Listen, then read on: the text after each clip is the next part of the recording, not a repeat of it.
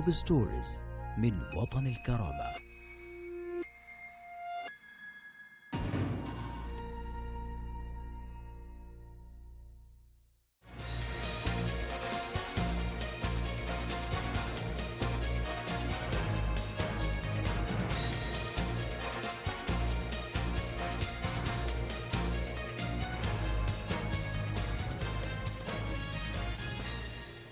Hello, welcome to Watan al-Karama News Channel, 9 p.m. our regular time for top stories by Watan al-Karama, and we start with latest developments in Libya. Parliament Speaker Council Aguirre Saleh Guaider extended his congratulations to the Libyan people and the Islamic nation on the occasion of anniversary of birth of Prophet Muhammad, peace upon him. Councillor Guaider called on the Islamic nation to follow what was commanded by God in Quran and to follow ways of our Prophet Muhammad, peace upon him. Parliament Speaker Aguirre Saleh Guaider and President of the outgoing Congress Nouri Boussahmin said that the signing of the political agreement in Sikhirat increased the complexity of the scene. Aguirre and Boussahmin added in a letter sent to the UN Security Council Ban Ki-moon that the government headed by Faiz al-Siraj was not a result of Libyan agreement but a product of a personal endeavor by former UN envoy to Libya Bernardino Leon. Moreover, they noted that the demonstrations rejecting the national unity government in a number of Libyan cities confirmed lack of agreement on this government. Former UN envoy to Libya Bernardino Leon claimed that Libya does not need military support from the international community to confront the terrorist Daesh group, considering the availability of weapons in hands of various militias in the country. Leon added that Libya only needs support in field forming the military, introducing training, providing it with equipment, as well as helping the country in the intelligence field. Moreover, Leon noted that the so-called National Unity Government faces three challenges, topped by securing the government's headquarters in Tripoli, fighting terrorist Daesh group in the country, and the restoration of the oil industry to achieve economic stability.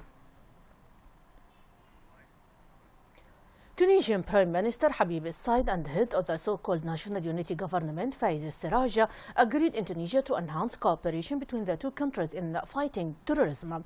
Al-Siraj said that the two sides discussed the situation of the Libyan community in Tunisia, a means of overcoming the problems, in addition to the need to reopen an air route between the two countries to facilitate the transfers.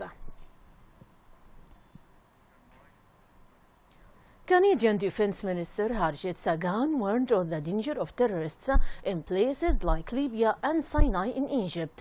Sagan added that concern was rising from this danger in the two areas, stressing the need to fight the terrorist Daesh group in the two countries before it expands its influence and take control of more parts in the region.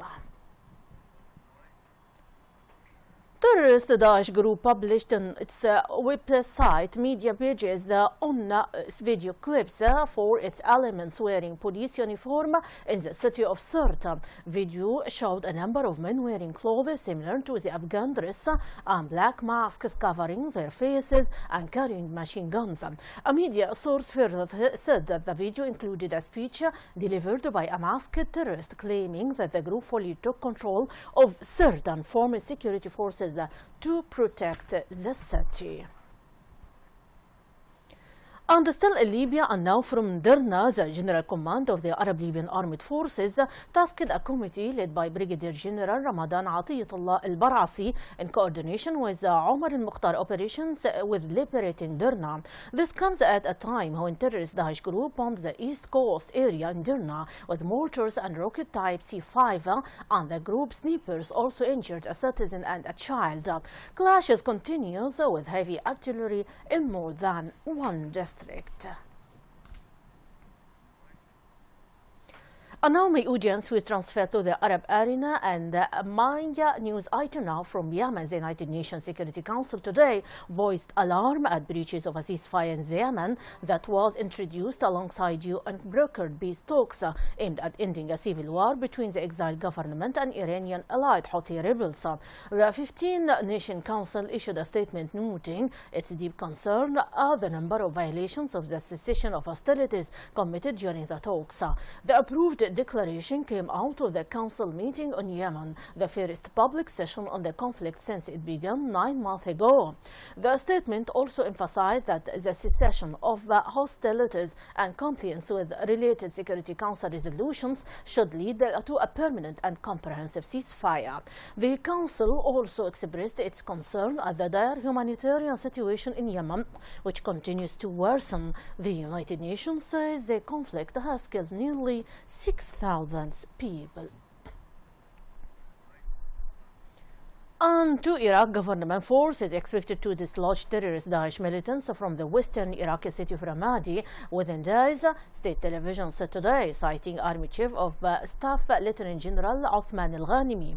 Iraqi forces said they made the most significant incursion into the city since it fell to the militants in May, the government's biggest defeat since extremist Daesh militants swept through areas in the country's north and west in the summer of 2014.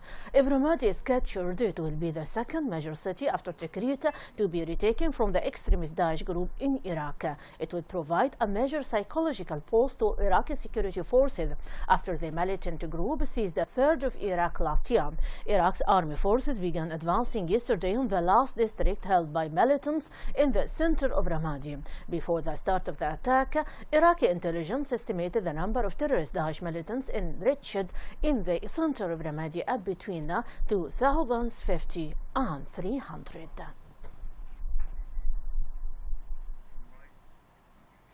Saudi Arabia's King Salman bin Abdulaziz said that his government was striving to maintain Syria as a unified nation inclusive of all sects, according to the Twitter account of the Saudi Shura Council today. The text statement added that any political solution in Syria's civil war would have to involve all foreign forces quitting the country. King Salman officially inaugurated a new session for the consultative body area today. The council is an appointed body that debates new laws and advises the government on policy. On to Turkey, Turkish police fired tear gas to disperse several hundred protesters demonstrating against security operations and curfew in the country's southeast. Turkish security forces launched a new offensive in the mainly Kurdish region last week, backed by tanks and thousands of troops, as President Tayyip Erdogan pledged to root out militants. The army said some 124 militants were killed within a week fighting. Most of the fighting took place in towns near the Iraqi and Syrian borders that have been under curfew for almost a week. A 2-year ceasefire between Turkey and militants of the Kurdistan Workers' Party PKK fell apart in July, shattering peace talks and reviving a conflict that has ravaged the many Kurdish southeast for 3 decades. The latest security operations, which media reports said were being conducted with 10,000 police and troops backed by tanks, were the largest since the end of the ceasefire. The German human rights organization Pro Asylum said the controversial demand of EU to control its external borders and limit family reunion has led to an increasing number of deaths of women and children who have drowned in the water of the Mediterranean. The land border between Turkey and Europe has been closed. There are fences controls, the Pro Asylum manager said today in Frankfurt.